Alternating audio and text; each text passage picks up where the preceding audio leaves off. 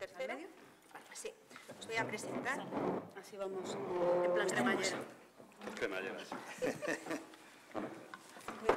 Voy a leer una pequeña referencia de cada uno de vosotros.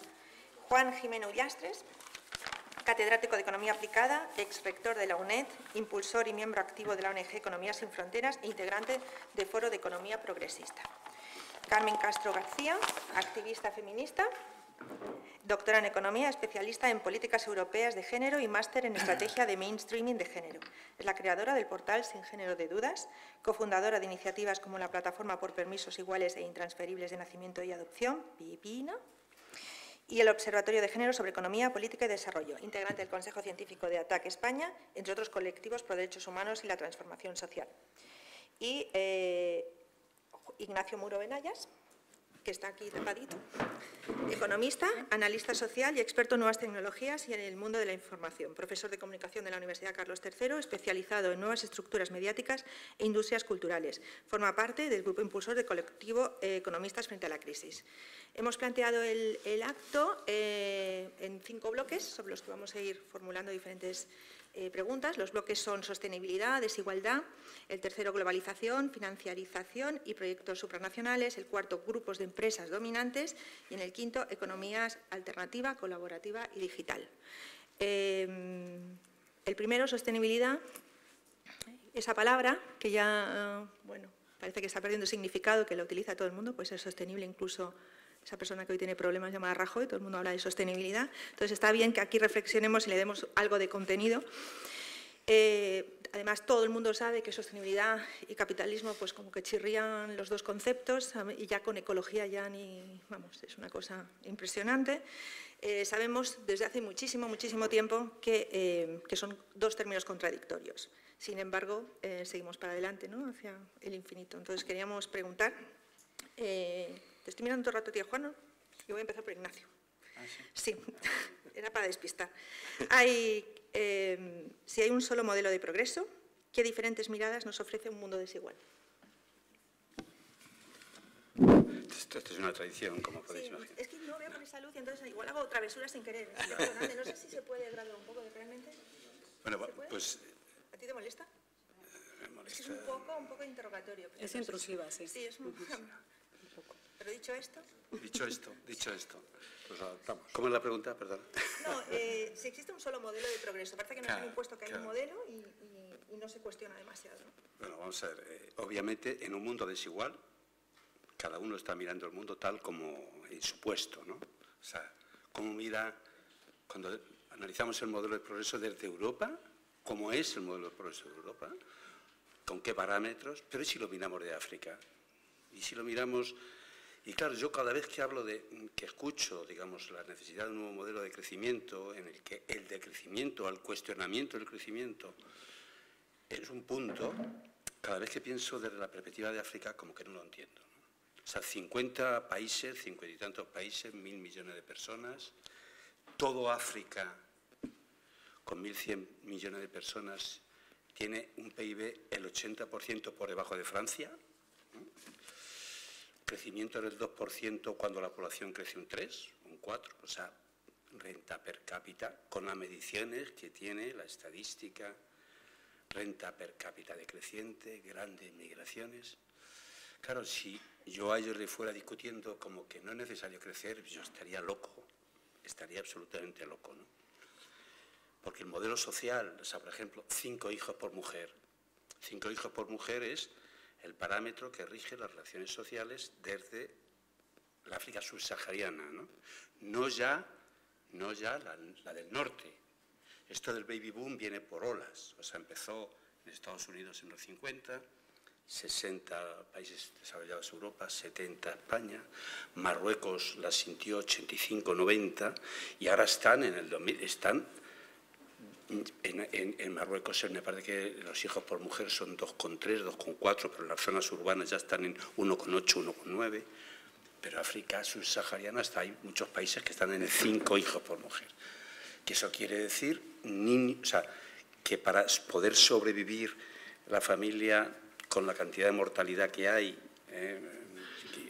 no hay cuando van a por agua tienen que ir a por agua para toda la familia, desplazándose. O sea, estamos hablando de economía de subsistencia, no de subsistencia. O sea, si hablamos de la economía de los cuidados aquí, pero pensamos que el desplazamiento para coger agua son 3 horas de camino, de ida y vuelta, y para leña otros tantos de ida y vuelta, está claro que es otro mundo, ¿no? Ese mundo. Por tanto, es obvio que el concepto de productividad, que aquí está connotado a despilfarro también de recursos, si yo pienso en productividad en África es construir puentes, es tener carreteras, es tener todo aquello que hace que en los tiempos de la vida permitan que lo que es el tiempo creativo, ocioso, que te retribuye, aunque sean afectos, pues sean mayores, que no tenga que estar el niño caminando 10 kilómetros para allá y 10 kilómetros para acá para ir a la escuela, ¿no? Entonces, toda esa reducción de tiempo es productividad, es incremento de productividad. Si veis que me paso de tiempo, me corto.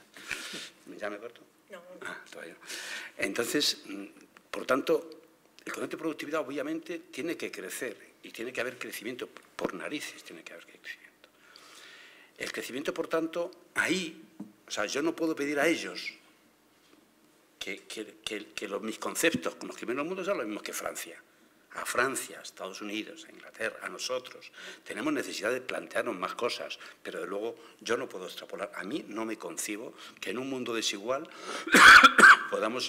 tan desigual, podamos suponer que los parámetros son siempre los mismos. O sea que yo, desde luego, digamos, me decían hoy, para hablar de África, de desigualdades dentro de África, cosas tan curiosas como, y sin embargo, lo decían en un debate que teníamos hace un rato, Nigeria tiene más teléfonos móviles que Francia, pero tiene tantos problemas de energía para cargarlos que utilizan bicicletas, las dinamos de las bicicletas para cargar los móviles. Pues mira, es una forma de ir resolviendo con contradicciones, digamos, determinados saltos que necesitamos dar para que la gente viva un poquito mejor, sencillamente, ¿no? O sea que yo, desde luego, desde el mundo desigual lo veo así, ¿no? Y Juan, ese concepto que ha hecho muy bien Ignacio poniéndolo en contexto, ¿no? Que no es lo mismo hablar de crecimiento en África, pero sí hacerlo en nuestras sociedades, da solo pavor pensar cuando dices a alguien, algún economista, plantea, no, es que no queremos crecer. De crecer ya es el anticristo, si dices de crecimiento, nosotros hemos sido incapaces, wow, no pasa nada, ¿no? ¿Cómo convences a esta sociedad de que realmente la alternativa es no sé si el decrecimiento o que hay que pensar en otra forma de crecer? Claro, yo creo que esa es la cuestión, ¿no? Nosotros, creo que casi todos los que estamos aquí seguramente nos definimos como progresistas porque estamos a favor del progreso. Lo que pasa es que nos quieren convencer de que progreso es crecimiento del PIB, ¿no? Y ese es el gran fallo, ¿no? Si mantenemos esa ideología nos cargamos el planeta en nada, ¿no? Ya, vamos, todos los científicos avisan de que nos quedan décadas, ¿no? Entonces, lo que hay que ver es cómo medimos el progreso, o sea, en qué queremos progresar y en qué queremos crecer, ¿no? Porque, claro, todos sabemos que el PIB mide solo lo que pasa por el mercado, ¿no? Y no mide ni la economía de cuidados, ni mide el bienestar general y las contradicciones que se cuentan, ¿no? Una situación de paz implica menos PIB que una situación de guerra, por los gastos que se hacen. Una de buena salud implica menos PIB que uno de mucho gasto farmacéutico y sanitario, ¿no? Entonces, yo creo que la concepción que tenemos que empezar por cambiar es, mire, no me hable usted del PIB, hábleme de algún índice de bienestar general. Hay varios intentos ya, lo sabemos, y entonces hablemos de un progreso inclusivo que tenga en cuenta, además, no solo el corto plazo, el consumismo mañana, los beneficios hoy, sino el largo plazo de la humanidad, del planeta, ¿no? Nosotros solemos utilizar el famoso donut, ¿no? Del suelo de derechos humanos como base de cualquier idea de progreso y el techo de los recursos naturales que debemos administrar para el bienestar de hoy y el bienestar del futuro. Si cambiamos el chip de lo que es el bienestar, yo creo que podemos seguir apostando por crecer, pero crecer en bienestar y no en consumismo materialista. Y, por supuesto, redistribuir mejor. Eso es si conseguimos la fórmula para cambiar el chip, porque a la gente que le preocupa su trabajo o su desempleo es que es cortoplacista y no va a ver el bienestar. Sí que lo entienden, dice, ya, esto es insostenible, mis nietos, mis nietas no lo verán, pero ¿cómo les convences de que de verdad hay que mirar otros parámetros? Eso lo van a entender, pero ya, ¿y mañana qué hago yo? O sea, ¿se puede tener una vida sostenible si estás preocupada porque el planeta lo sea? Yo creo que esto empieza desde actos como este y desde la escuela, ¿no? y desde la actuación de nuestros líderes también, ¿no? Que los líderes de opinión, políticos, etcétera, deben también pasar a cambiar esa mentalidad de ofrecer precisamente ese mundo de consumismo por otro mundo de bienestar general, ¿no? Un bienestar general que debe medirse como el bienestar de toda la colectividad, no de unos pocos, y no de cada uno. Y yo creo que con muchos cambios que a veces pueden significar no vivir peor, sino vivir mejor, ¿no? Ganar en calidad de vida, aunque perdamos en cantidad de bienes.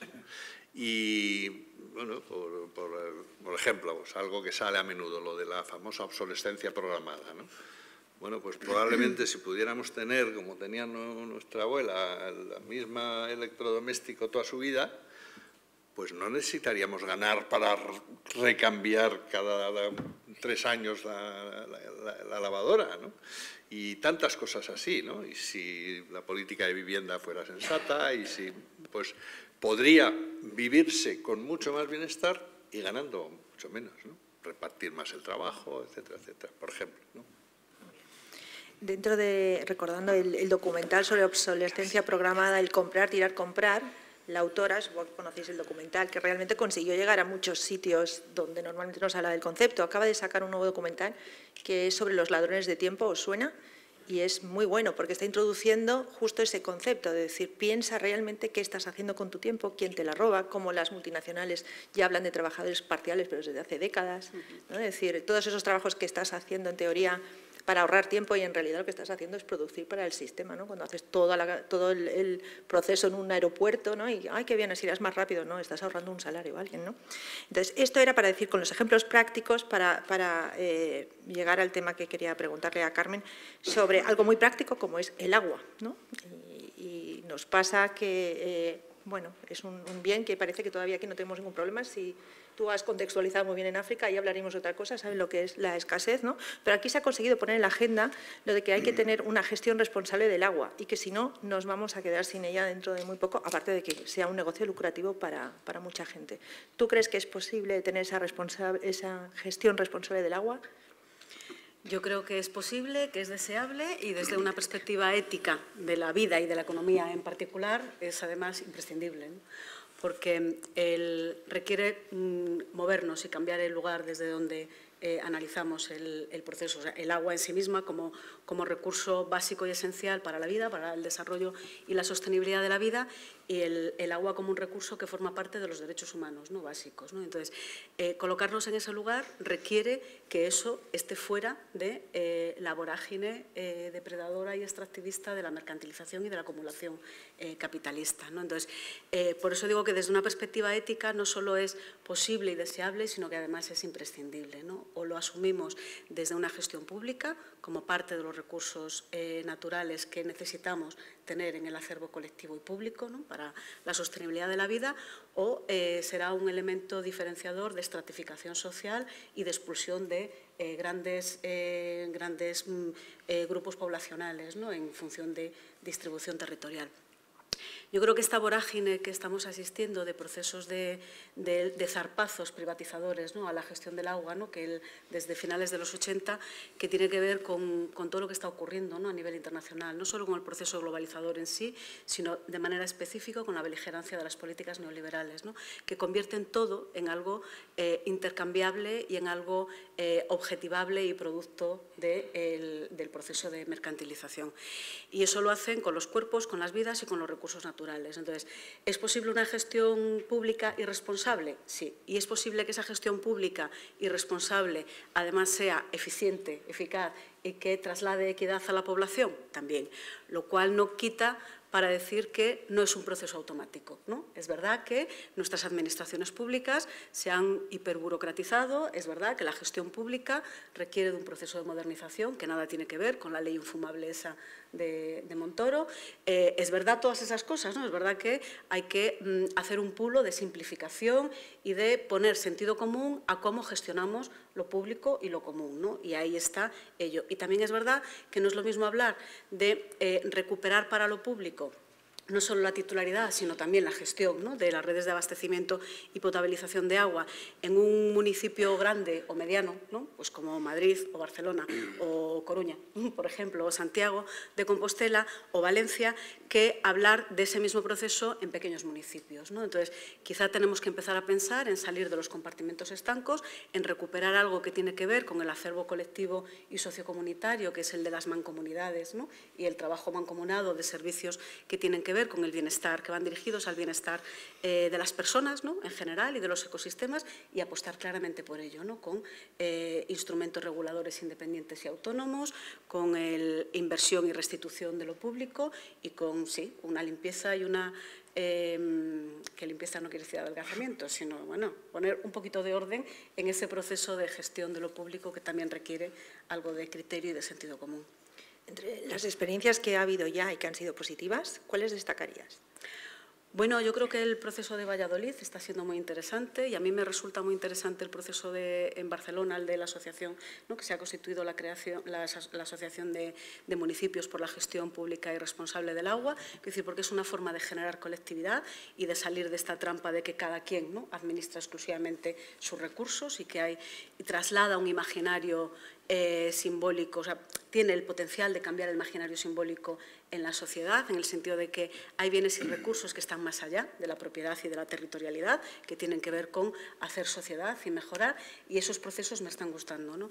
Y luego me están gustando algunas cosas que están ocurriendo, pues como que empiece a haber algunos informes preceptivos de organismos de autoridad de competencia que empiezan a reconocer que la gestión pública del agua, o que el agua, ¿no?, la red de abastecimiento y de gestión, es una de las actividades de reserva, ¿no?, por decirlo de alguna manera, ¿no?, al monopolio natural de lo público, ¿no? Es decir, que estén empezando a ocurrir ese tipo de cosas, ¿no? Pero bueno, los instrumentos, las autoridades de defensa de la competencia no es que sean muy progresistas y republicanas, ¿no? Quiero decir que son instrumentos de las políticas neoliberales, ¿no?, y de la gestión de la libre competencia, ese neologismo, ¿no?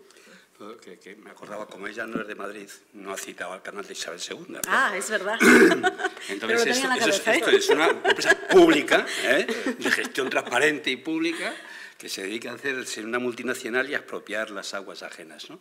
Claro, entonces, muchas veces cuando hablamos de lo público tenemos que ver cómo se gestiona lo público, ¿no? O sea, en realidad, yo creo que ahí es uno de los grandes fracasos de la sociedad. Cuando yo he sido gestor de empresas públicas y sé que es la mayor comodidad del mundo, porque no tienes patronos, y tú eres el dueño de la empresa, tú puedes hacer lo que te dé la gana. Después, si te echan y viene otro que hace lo contrario, pues hace lo contrario, no pasa nada, ¿no?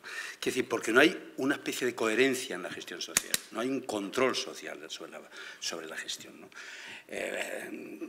Yo creo que cómo participar, cómo hacer que la sociedad participe en las empresas públicas, cómo hacer que la sociedad participe en lo público es el gran debate. Yo recuerdo también algo de Valencia, creo que leí la Aquamed, otro escándalo de corrupción, otro más, que estaba el PP y tal, y entonces allí lo que hacen era una empresa pública que se llevaron todo dinero. Y yo me preguntaba, también pública, ¿y quién estaba en el Consejo de Administración? Pues por supuesto funcionarios puestos por el partido y punto. Estaban las comunidades de regantes, pensaba yo, digo, hombre, qué tonto soy, si es público, pues estarán los socios naturales de lo público, pues qué va, ¿no? Las comunidades de regantes, esto es otra cosa, ¿no? Entonces, claro, tener la forma de incorporar los interesados públicos en la gestión pública, yo creo que es un elemento central, porque si no estamos alejándonos muchas veces, ¿no?, de los objetivos, ¿no? Yo decía que el proceso de gestión pública requiere de un proceso de modernización y de limpieza porque hay muchas corruptelas que están instaladas y hay una excesiva burocratización que nos va penalizando, ¿no?, como una carga de mochila. Pero es cierto que en este momento, cuando hablamos de invertir en lo público, en la restitución de lo público y en la mejora, ¿no?, del criterio de eficacia, eficiencia y equidad, estamos hablando también de convertirlo como un instrumento de democratización de la vida, ¿no? Y un instrumento de democratización de la vida no valen los parches, efectivamente, que sabemos de otras experiencias pasadas, ¿no? ¿no? Tenemos como un reto pendiente que hay que asumir el cómo damos contenido a los procesos de rendición de cuentas y a la transparencia, más allá de los portales web de transparencia, que quedarán muy monos, pero que siguen siendo eso, ¿no? Portales web de transparencia y poco más, ¿no? Entonces, yo creo que ahí hay claves, ¿no? Y obviamente una de las claves es cómo se crean esos consejos de asesoramiento, rendición de cuentas y de cogestión, ¿no? Desde la sociedad civil y desde las personas, los agentes implicados. Antes de pasar al segundo bloque, creo que sí que cada ejemplo positivo creo que está teniendo efecto. O sea, antes hablabas de remunicipalización y la gente pues te miraba con una cara, pero ahora sí que hay como algo de empoderamiento, el que sí que es posible y el que es, y además están introduciendo nuevos términos que hace que sea más sencillo, que cuanto más ejemplo hay, más cunde, ¿no? Pero bueno, falta un trechito bueno. Y demostrando que la gestión pública es mejor que la privada, en concreto en el tema del agua, clarísimamente. Claro. Y además es que hay que ir desmontando los argumentos que vienen desde el bando neoliberal, ¿no? Por decirlo así, claramente, ¿no? Es decir, esto de que si se asume como gestión directa desde lo público, estás coartando la competencia, que las empresas no puedan competir, eso es una mentira. Todo lo contrario, lo estás propiciando. Porque la competencia, en el caso de la gestión externalizada, ¿no? O en el caso de la gestión privatizada, solo se da por obtener, por competir por el contrato, ¿no? Nada más, ¿no? Pero en cambio, cuando se gestiona directamente desde lo público, hay un montón de mercado secundario, ¿no? Que se mueve, ¿no? Y ahí entra en competencia ya no las